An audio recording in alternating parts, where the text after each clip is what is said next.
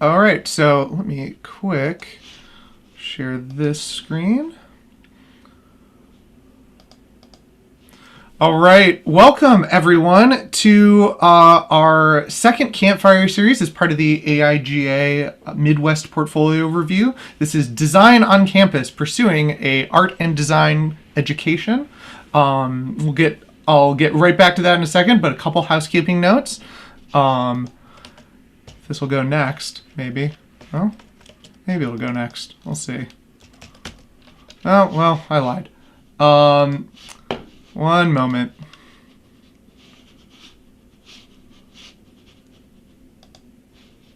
Let's try that again.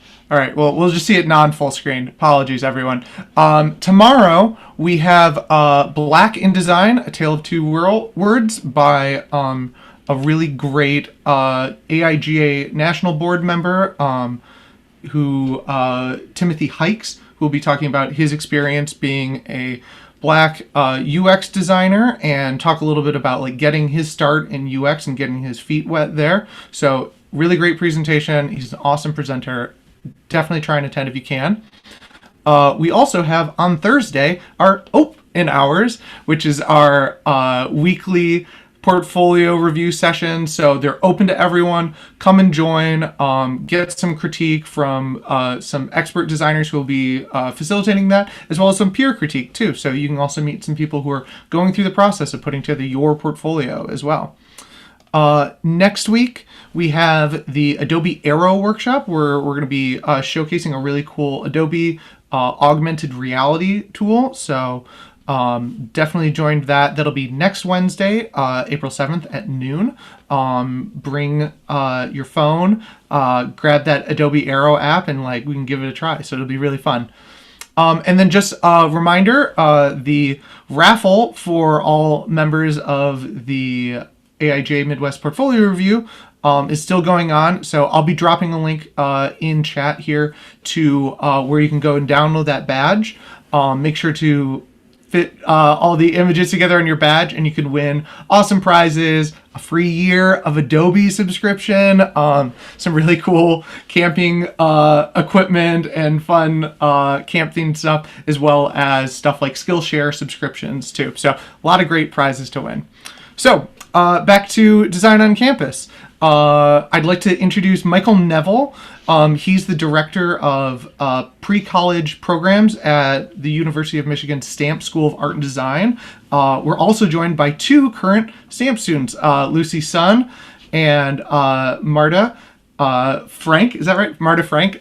So they'll be talking a little bit about their experiences as well. So I'm going to kick it off and hand it over to Michael to give a little presentation. Thanks, everyone. Great. Thank you, Dylan, and thank you, AIGA, for inviting us to be a part of this event today. We're really excited to talk about pursuing an art and design education, specifically at the Stamp School of Art and Design. And I want to dive into what we are looking for in a portfolio. We require a portfolio as a part of our application to the Stamp School of Art and Design. Some of you may be in the process of preparing one for undergraduate study, and we want to help demystify that process for you all. And of course, I'm joined today by my colleagues, Lucy and Marta. Though Lucy and Marta are both current Stamp students, as Dylan said, we're going to save some time towards the end of the presentation to just open this up for Q&A. We can talk about anything and everything related to being an art and design student, and we're happy to provide some insight into what it's like at Stamps and what it's like at the University of Michigan at large. So without further ado, I'll share my screen and we will get started here.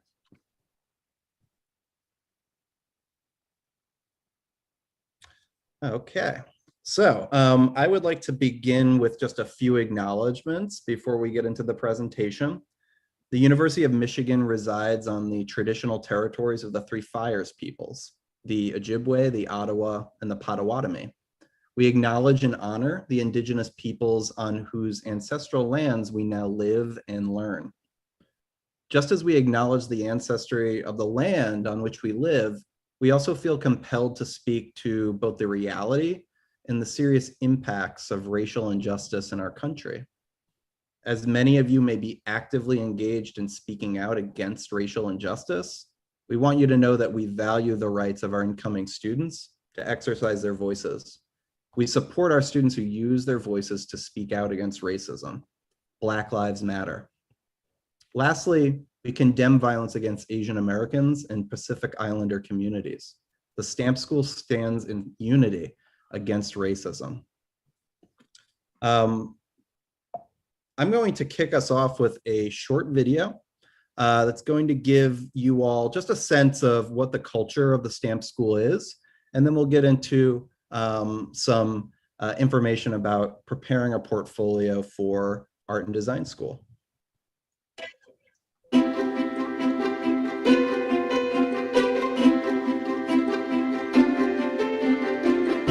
Your vision is unique and requires a custom fit, and the Stamp School of Art and Design is here to help. As artists and designers, we do not work in a vacuum. Within our curriculum, having the opportunity to learn how to responsibly and respectfully engage with clients and the community will benefit our students tremendously when they get out into the world. In my class, Social Spaces, students work directly with a farmer's market, and having that opportunity really enables the students to see their work out in the world and in action, and not just critiqued in the studio classroom. Students see that they can make a difference through art and design. My internship was at Moriyumius. It's in Ogatsu, Japan. As an intern, I got to work as kind of like their marketing promotions person. It's a really big honor and privilege to be able to be funded by the university to go abroad somewhere. Above all else, what you learn from a study abroad experience or just like anywhere internationally, you kind of gain that understanding that, you know, we're all human. Learning how to harmonize with people that you wouldn't expect to be working together with is kind of what you also get out of that experience. The way you work with other art students is entirely different than the way you work with, say, like an engineer. I would say don't get tied down in thinking that you can only take classes in one vein. A lot of my friends always had this perspective that they only could take classes in graphic design because they wanted to be graphic designers.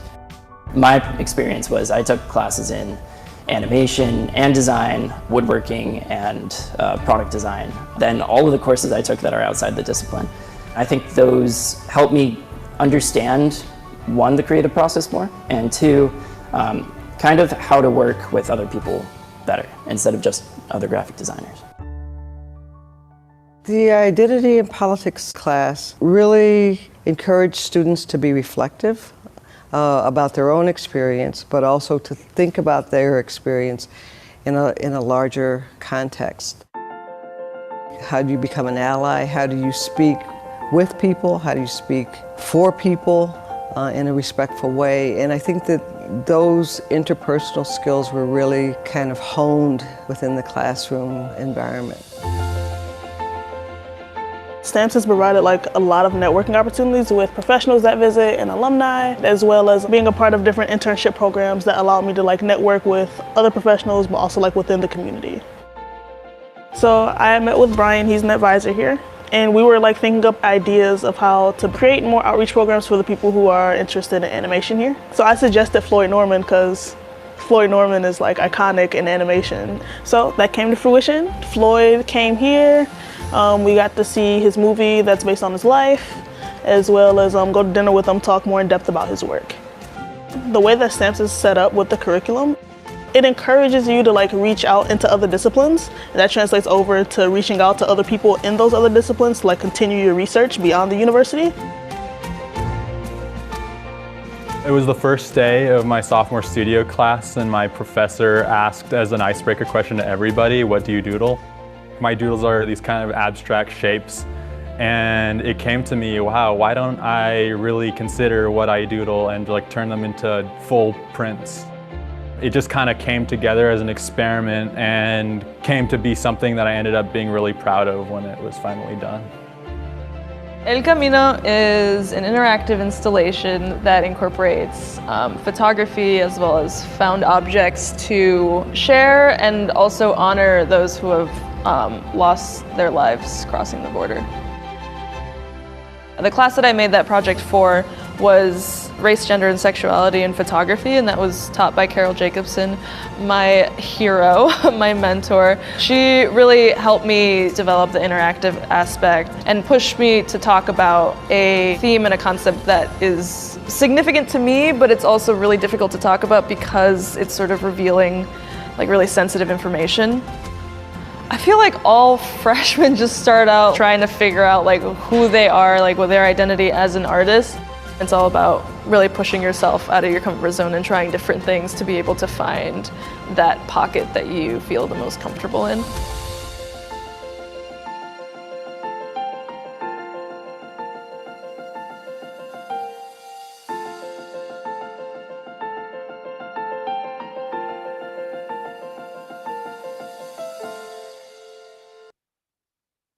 Wonderful. So I hope that was enjoyable for you all and you learned a little bit about stamps.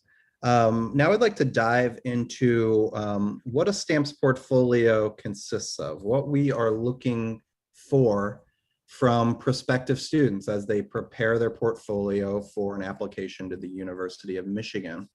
As you might imagine, we have particular interests, as do lots of great art and design programs across the country. As you begin to look forward to applying to an art and design program, perhaps, look for those specific details that the schools are asking for.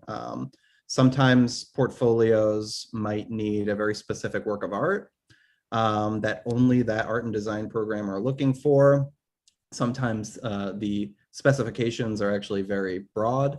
So do your research and be prepared because, you know, those of you who might be looking forward to applying in the next year have, you know, roughly a half of a year to prepare yourselves. So our portfolio is pretty straightforward. We are looking for between 12 and 15 pieces of work. And we require our applicants to include at least 2 design or 2 drawings from direct observation. And I will define what those are as well as what you might consider including within those 12 to 15 works that you put into your portfolio. So a design drawing, what do we mean by a design drawing? Fortunately, I feel like I'm talking to a design audience right now. So you may already have these drawings or designs produced, but essentially what we are defining as a design drawing is any drawing that you have developed of a product, of a garment, perhaps a space, a pattern, or even a graphic novel spread, or even an architectural drawing. All of these things would be considered design drawings by our admissions committee. It's a very broad requirement. Essentially, a design drawing is going to emphasize visualization over direct observation. So you are prioritizing the means by which you produce the drawing as opposed to the subject you are in fact drawing. So if you ever have any questions about, you know, like I have a lot of drawings and I feel like they would constitute design drawings, feel free to reach out to our team, the Stamps admissions team, and we can give you some feedback on your design drawings. Observational drawings are, of course, a little bit more sort of universally understood. They're more traditional. It is any drawing of a subject that has been directly observed. Typically, this will be a still life, right, of objects arranged on maybe a table in front of you. In some cases, this might be a figure that you've drawn, if you've had the opportunity to do that. We still see students producing interiors or landscapes that they've drawn from direct observation. We love to see drawings that come out of students' sketchbooks. So these don't need to be formal drawings. They can be very kind of casual sketches, but we love to see when students are practicing their ability to draw from direct observation.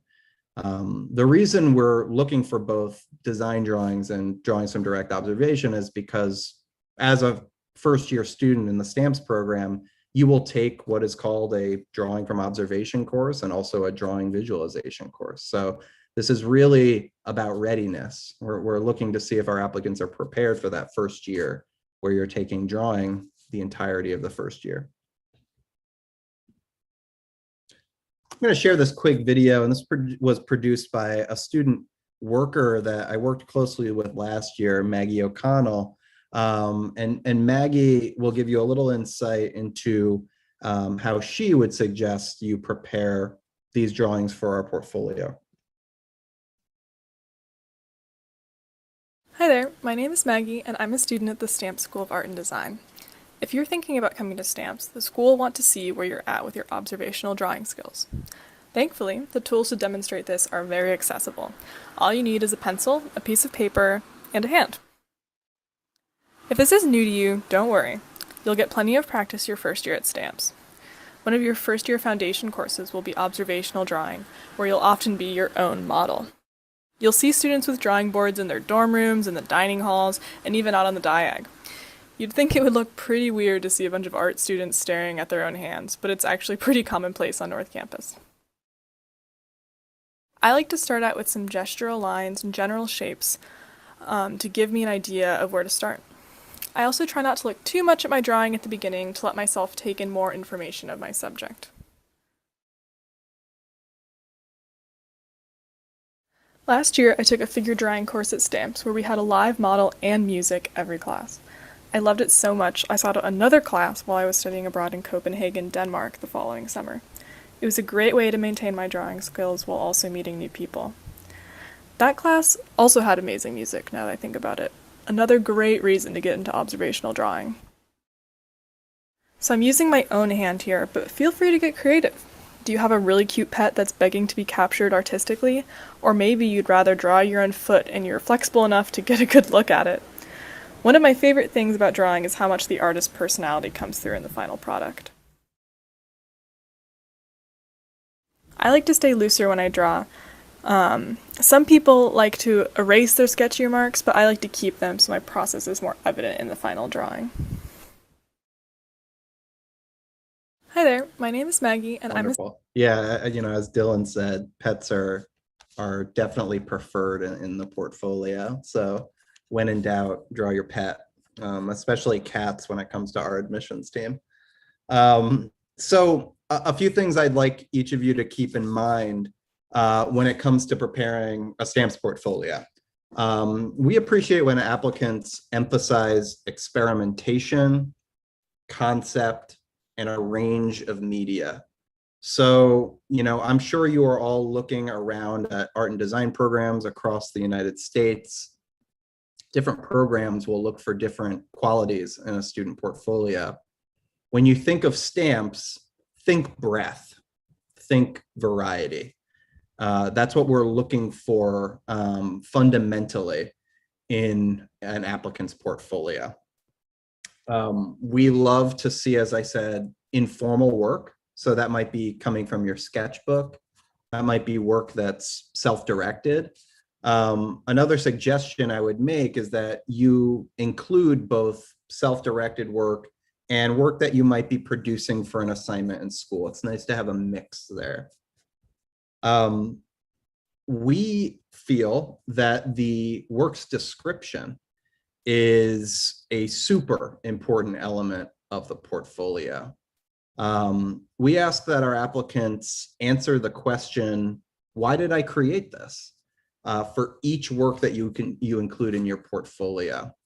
It gives us more context for which to understand the work. that you're presenting to us. So take some time to craft a description for each work that you add to your portfolio. And then finally, and this is just a note, when you apply to a school like Stamps, your application is only considered complete once we've received your portfolio. So just be aware of that if you consider applying.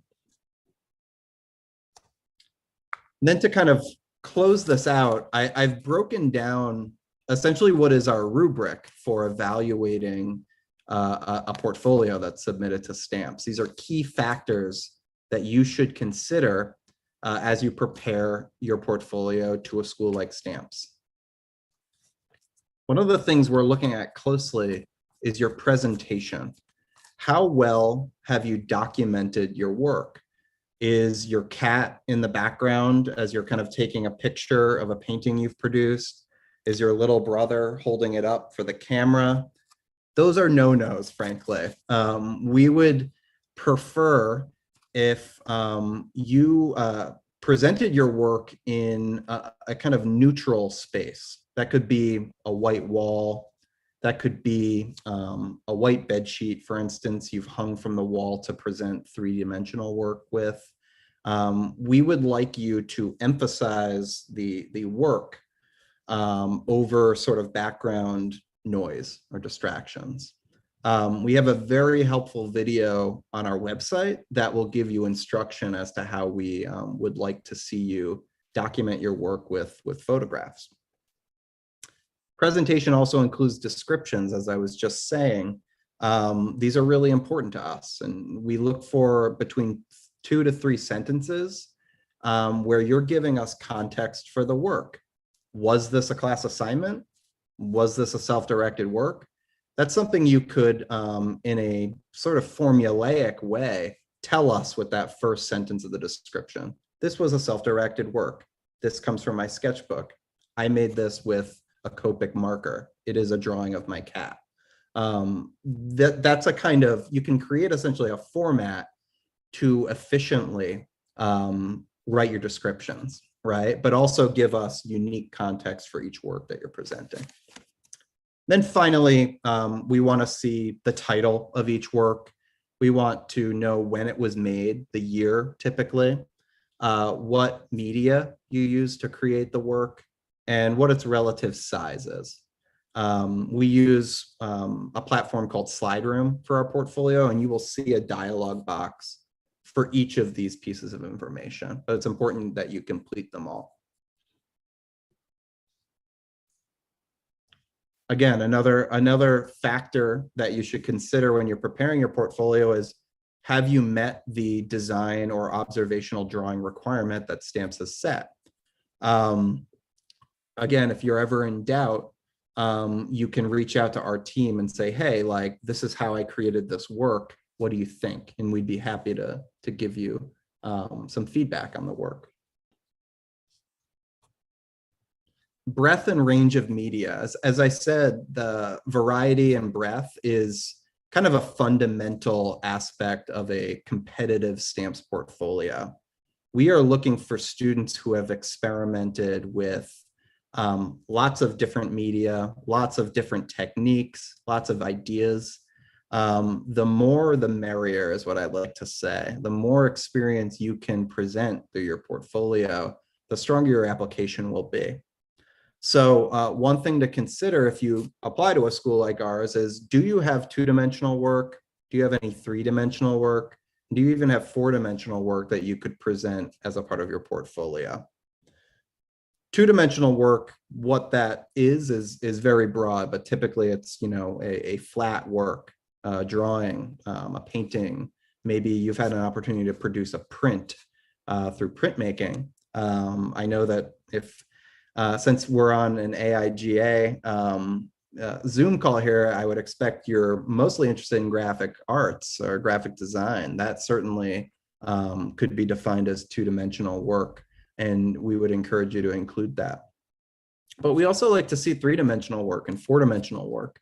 3D can mean sculpture. It can be a piece of furniture perhaps you've made.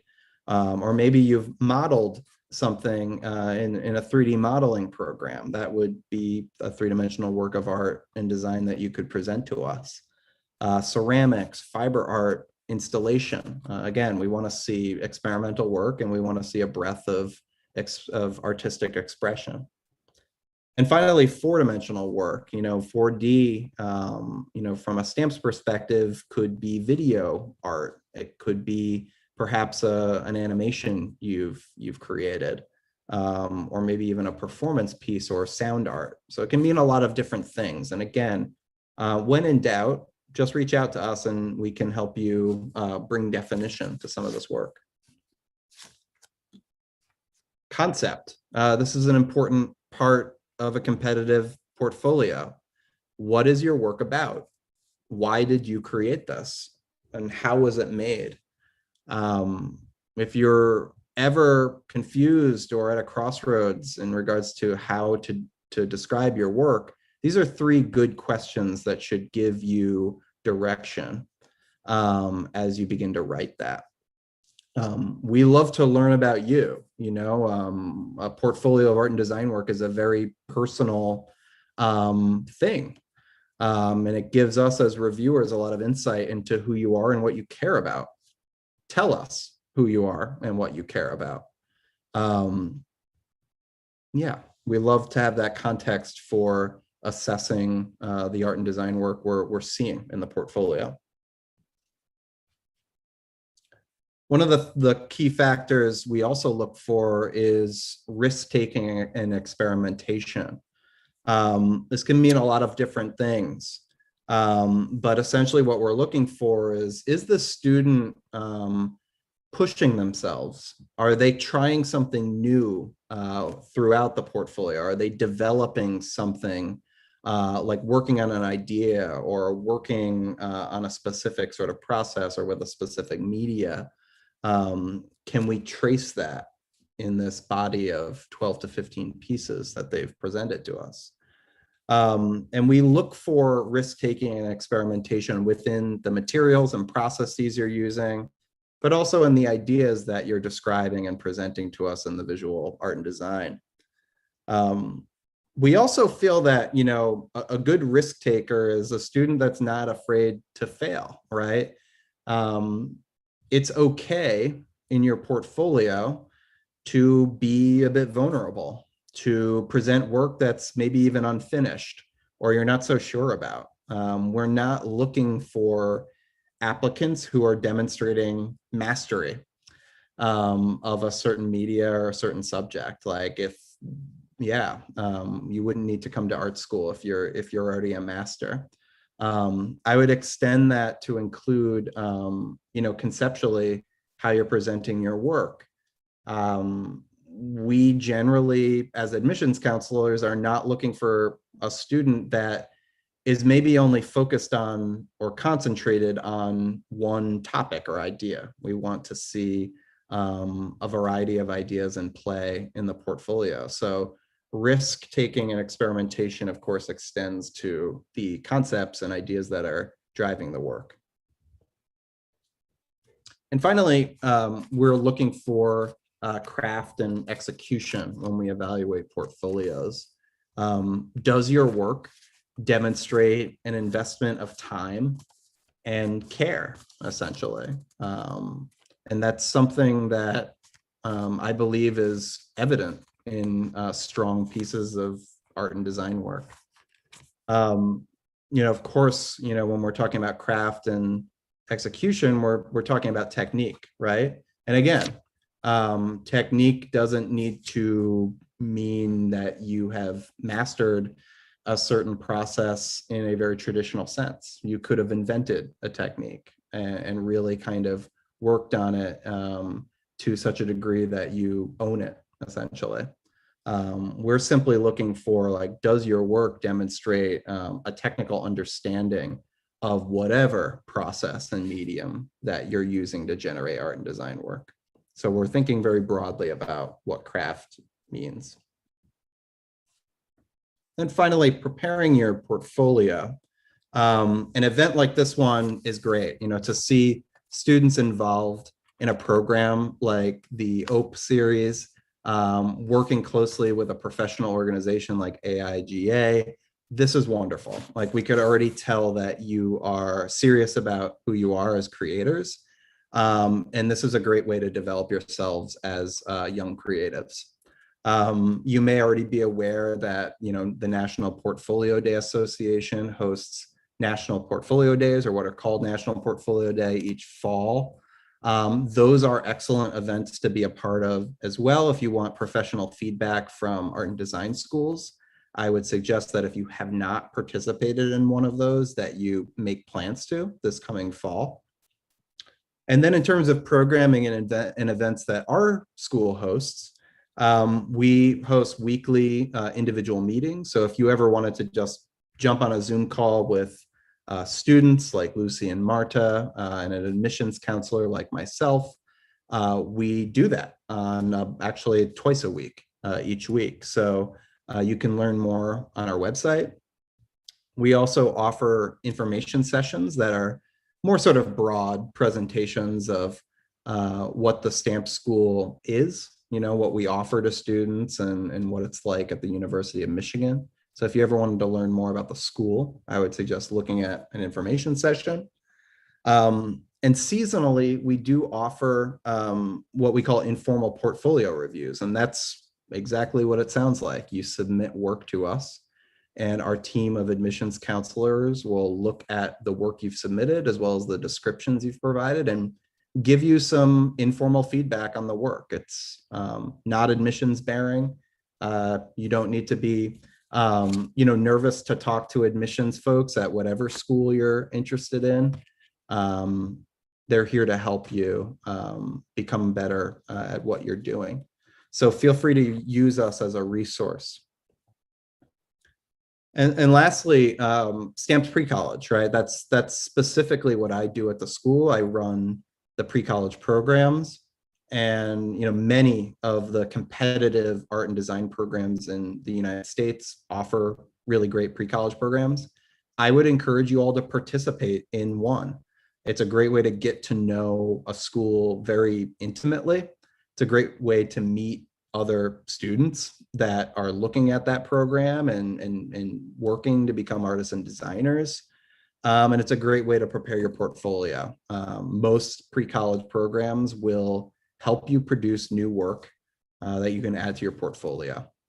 And what we do in the STAMPS programs is help you prepare a breadth of work to integrate into your portfolio. So if you are perhaps only experienced as a graphic designer and would like to actually try producing a sculpture or an animation, you should look at our program, because we try to help you kind of create a well-rounded portfolio.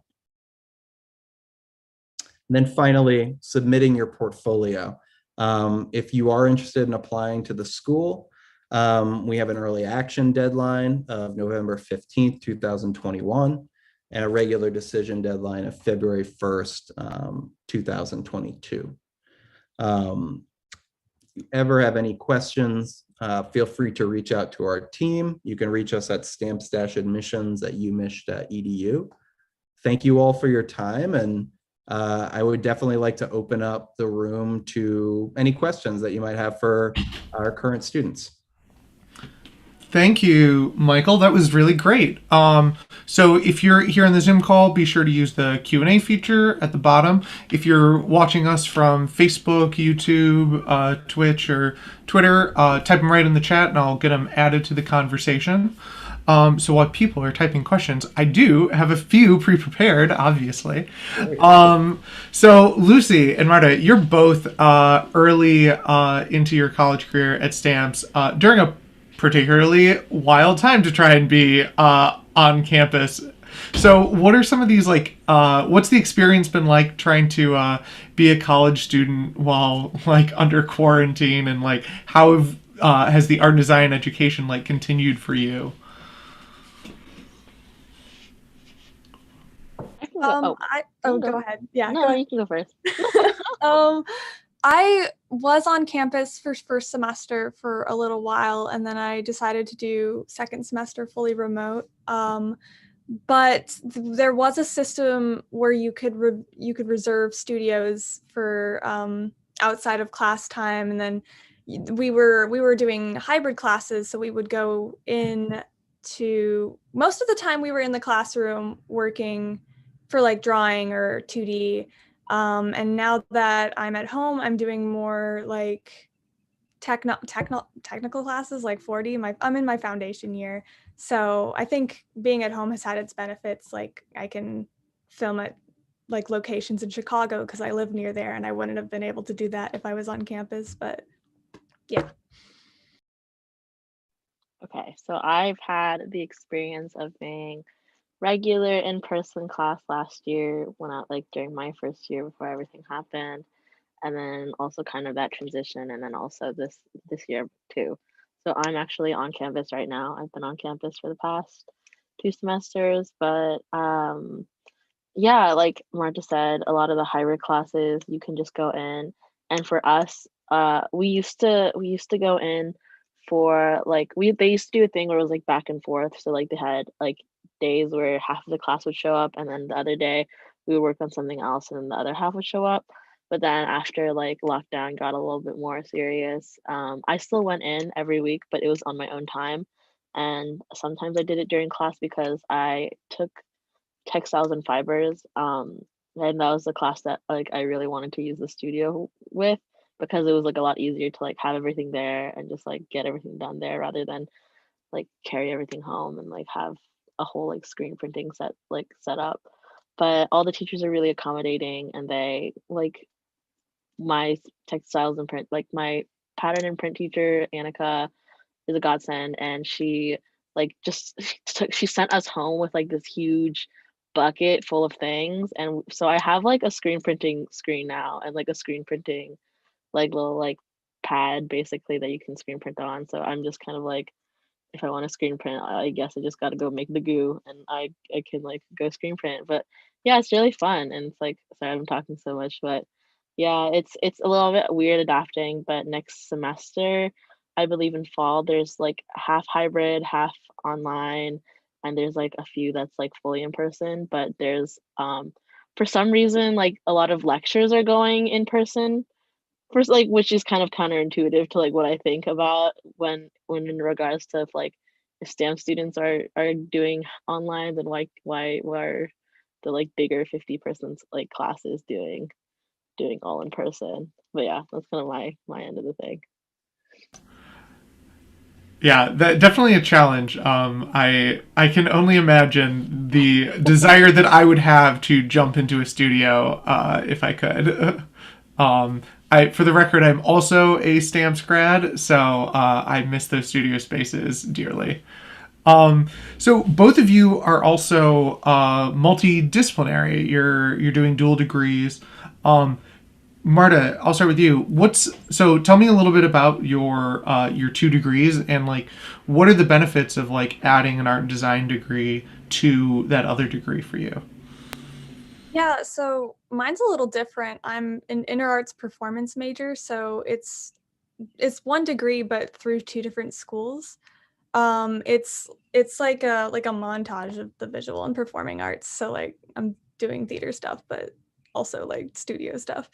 So yeah, I have 2 different counselors or advisors at the inner art advisors at those 2 different schools that I go to. It's a little hard to keep track of like the classes that I need to fulfill like this different degree and then like get the different requirements from and put it all, like it's a little confusing sometimes, but it works out pretty well. But yeah, I can take like, I think I'm going to be going to like more of the playwriting kind of side of things, but I'm also like really into oil painting. And yeah, it's like one of the biggest reasons I went to Stamps is like, it's so interdisciplinary.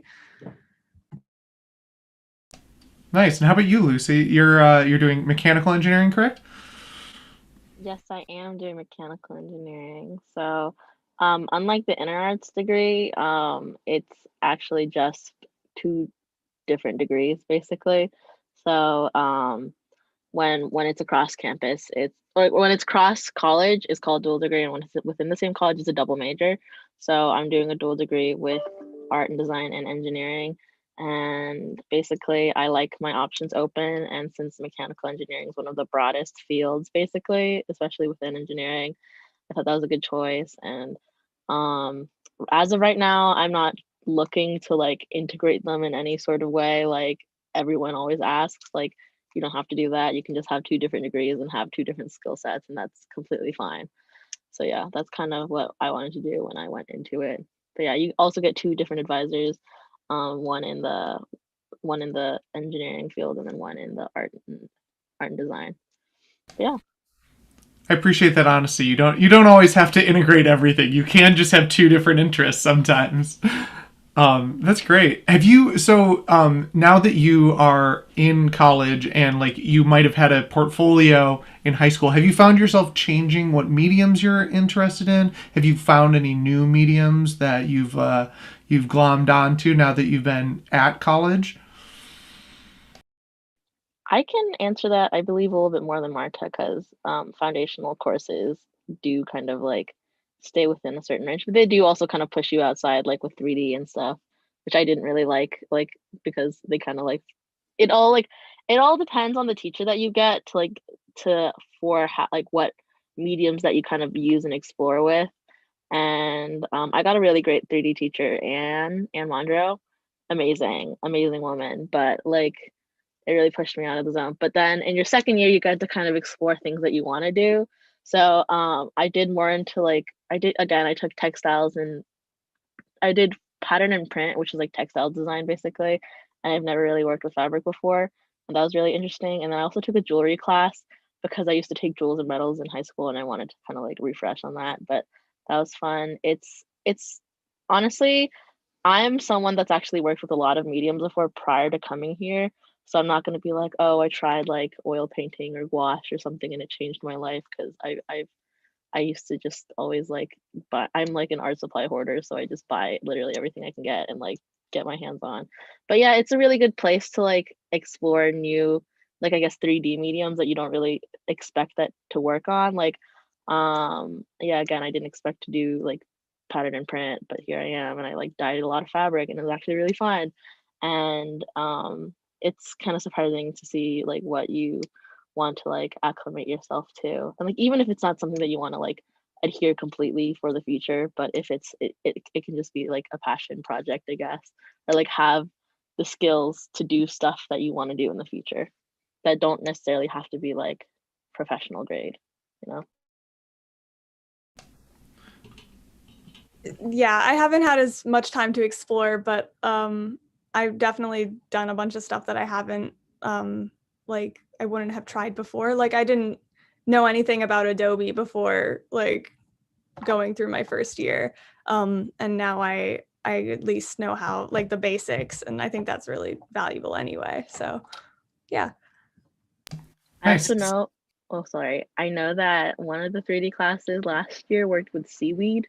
So they had like, so they had, I think all of the, not 3D, it was methods of inquiry, I believe.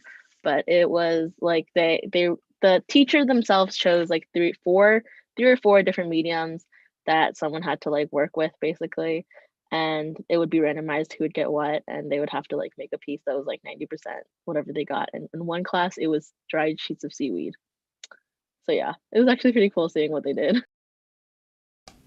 I appreciate that sort of like external challenge with that. I sometimes wish I get like in my day-to-day practice, I wish that somebody would put some weird arbitrary challenges for me.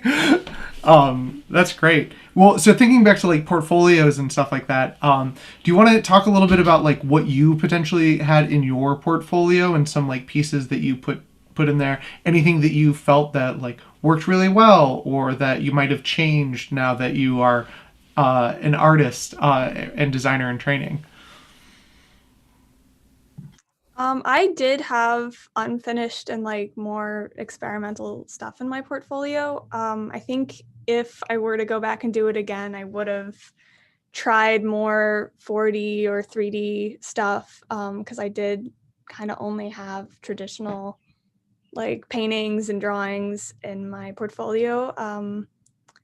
Yeah, but I had like prints and like a failed print, which was like like I put them in the same picture or whatever. And then I did abstract, which I don't really do. And I had a big abstract painting in there, and gesture drawings, or not gesture drawings, but figure drawings was something that I had, because I had the opportunity to do a pre-college program at a different college. So I think the work that I made at those pre-college programs really helped form my portfolio. Yeah, I also I don't think I would really change anything. I didn't even know I was gonna go to art school until like senior year. So or like right before senior year, I was like, I'm gonna do it, I'm gonna go to art school. And then so I didn't have like too much time doing a lot of things, but I did do a lot of like digital illustrations that I put in. I did gouache portraits, I did some acrylics. I did take a portfolio class basically that my wonderful, wonderful art teacher in high school pushed me to do basically. Even though I didn't take any of the prerequisites necessary, she was like, yeah, you can come in. I was like, okay, cool. So I put a white painting in there. It was really fun. I still have it. I talk about it all the time, but I like love it so much because literally I just showed up during lunch and I was like, I'm gonna do it. And she was like, okay. And I just like squeezed white paint on there and I was like having a blast. And but yeah, so it's just exploring and doing just kind of dumb little things that like make you happy that can also just kind of be a really integral part of I guess your portfolio experience. And like Marta, I also did a pre-college program. I did it at Carnegie and I did use some of the like we did a still life drawing that was like it was huge and it was like a big ox skull and there was like a gumball machine and there was like a bunch of different like things in it that I thought was really nice that I input as one of my things. And then I also used I literally drew my lipstick and pencil sharpener for the other one. I was like, I'm gonna use these as my final observational drawing, and then I drew that and then I put it in there. So yeah, it's honestly kind of fun, and I am actually really happy that like my portfolio was the way it was because I was just kind of like doing whatever I wanted to do, and I kind of just did that exploration in that one sense, which is essentially what they wanted, and I didn't know that, but it was fun, and I recommend you do that. Do you have any like recommendations on like, I don't know, some work or like experimentation to get a couple portfolio pieces if you're stumped thinking about things that you want?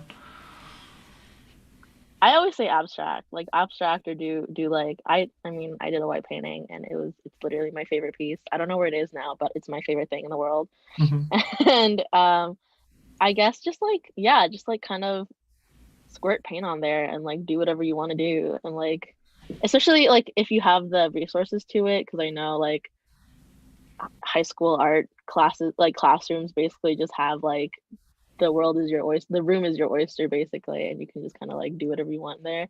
So I recommend just going in there, especially if you already have a class, talking with our teacher, being like, can I work on this or whatever, and just kind of like going ham. That's that's just my recommendation. I guess just like try a medium you haven't tried before. There's so many. I think like like I said, if I were to do it again, I think I would have experimented more. Yeah, that's kind of the whole thing.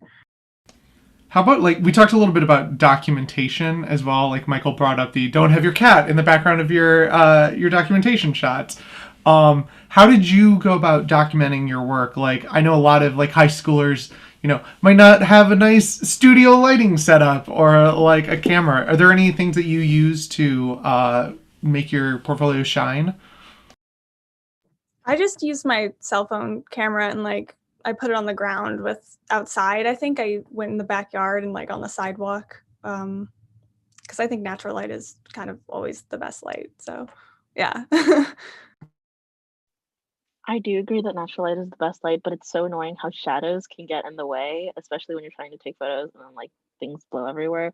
So I used Photoshop or like video editing, like not photo video, but photo editing software. Even you can even edit on your phone. You can even like kind of like tilt it and then like get the contrast up, like get the whites brighter. So that's always the best friend. I always did it on the ground and like got my dogs out of the way and just like cropped it as much as I could. And also, yeah, that's basically the key. And my high school, the art wing, they always had like big windows. Like we had the huge windows on one side because it was like a weird. I can't even tell you how it's formatted, but that was also really nice to take photos with, and it was really, yeah, basically just Photoshop or any free editing photo software is your best friend. I used Snapseed. Snapseed was really good for me. It's free. And it has a healing tool that I use all the time. Yeah, there's a lot more free like photo editing software now than when I was putting together my portfolio. So that's great that you just do it right on your app, do it right on a phone. That's pretty exciting. What are we also talked a little bit about like if you have access to a bunch of like nice equipment and resources. Some places like might not have an art room with like a bunch of materials. Are there any like this might be more of a question for you, Michael? Like what are some ways to kind of like get around that? It's not like anyone's looking for like marble statues in your portfolio. Yeah, no, the like accessibility is definitely an issue when it comes to putting together a portfolio or even just like making work. But it's true, like we aren't looking for you to craft like a marble statue. You need to be diligent in educating yourself. And I think that this may seem like a non-answer in a way, but like learning about contemporary art and design as much as you're able to will be instructive toward strategies that you could adopt to produce work. Like I really loved Lucy's suggestion of making an abstract work, right? Like that is something, and Marta even acknowledged that she had an abstract in her portfolio. Like just thinking about like approaches that you haven't tried and giving it a whirl. Like I think that a lot of high school students are really kind of married to representation, which is fine. It makes perfect sense. But looking at your portfolio as objectively as possible and thinking about what's within your means and maybe looking for a strategy that, you don't kind of like see present in your work yet. For instance, I see a lot of students like doing DIY kind of prints, right? Like you don't need a press to be a printmaker. You can take the principles and processes and techniques that you would learn in a traditional printmaking studio and do them at home. Like, sure, they're not going to be like a professional print, but that's something you're coming to a school like Stamps to learn. So thinking creatively again about like how you can approach something you want to do within your means. And not to make this too long-winded of an answer, but you all are the technology that you have at your fingertips to produce creative work with is unprecedented. So just being aware and learning more about what freeware is available to you that you might just want to play with. That's a great way to produce new work with maybe unexpected results.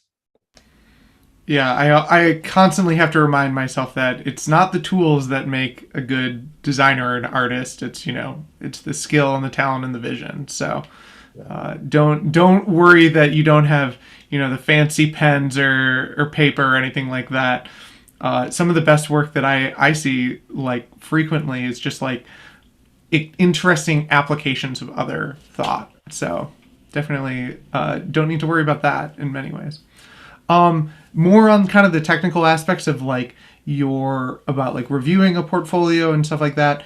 What is it like what is the pathway for my portfolio? Is it going to be reviewed by multiple different people? Am I going to receive any feedback back from somebody who might have reviewed it already? Like what should I expect at that stage in the process once we've gotten there? Yeah, that's a good question. It's reviewed by committee. Once you've submitted your portfolio, our team of admissions counselors would review it internally. we do not share our reviews with you, so it is happening in the background, back of the house, so to speak. It goes through a few rounds of reviews before we, create essentially a final assessment of whether this is a competitive portfolio or not. You're scored essentially. That work is happening within the stamp school. So something you need to understand, at least in the context of stamps, is that, we are a school within a larger university.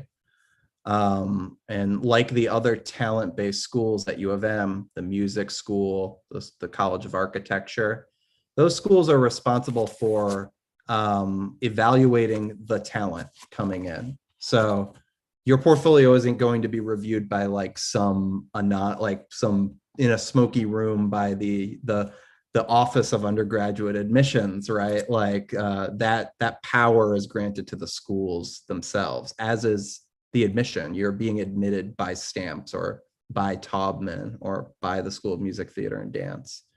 So that's something to suss out as you look at other schools too. Who is actually looking at my portfolio? Is it a sort of top-down university decision, or are the individual departments or schools making this decision? And in our case, it's us. But I hope that answers the question. No, I think that's perfect. Yeah, go stalk the admissions team, figure out exactly their likes and dislikes, all that sort of stuff. So we're coming up on our hour here, so I don't want to take up too much more of your time, but I do want to give you a space to, if you have anything you want to say to any interested high schoolers or people, potentially out of school looking to pursue another round of higher education or higher education for the first time, anything you want to say to anyone, advice that you wish you would have given yourself, stuff like that. So love to hear from Marta and Lucy on that. Yeah.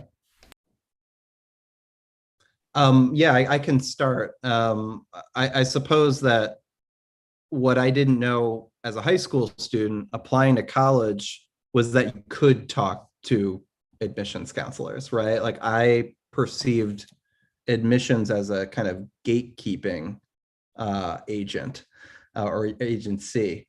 And now that I do this work, I constantly encourage students to reach out to the admissions departments at any and every school you're interested in. And that goes for transfer students, anyone that's looking at higher education, contact the school that you're interested in. It may seem obvious, but not a lot of students do this.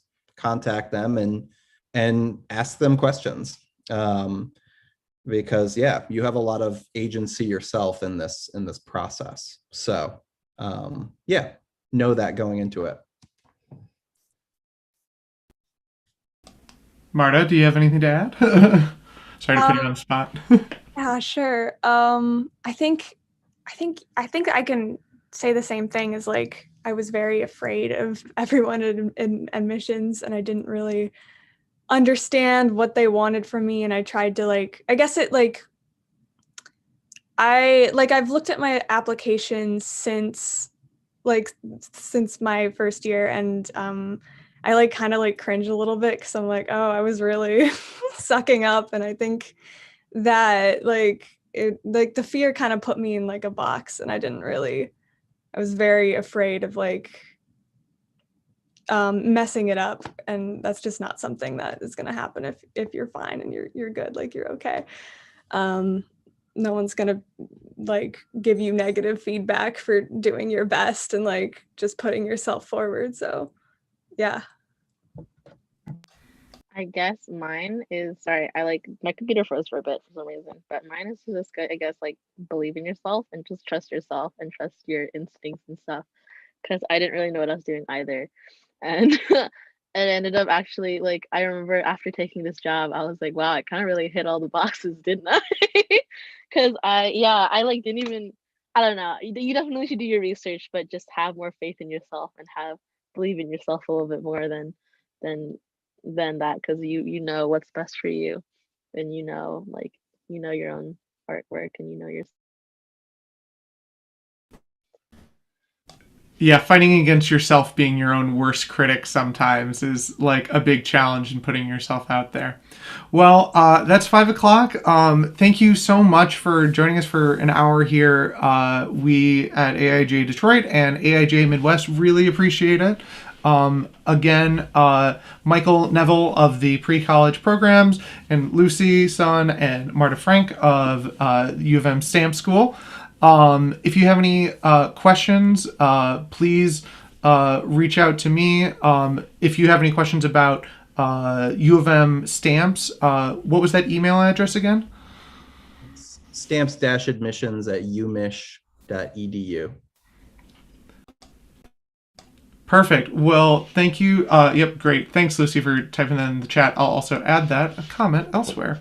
Thanks, everyone. We hope to see you tomorrow for our next campfire series, the Black in Design talk with Timothy Hikes. Remember, on Thursday, we also have our open hours, and that will be at 5:30 to 7:30 p.m. Eastern. So please check out the Midwest Portfolio Review website, midwestportfolioReview.com, for registration and information on all future lectures and such. So thanks everyone for joining us. Have a wonderful rest of your Tuesday, and have a great day.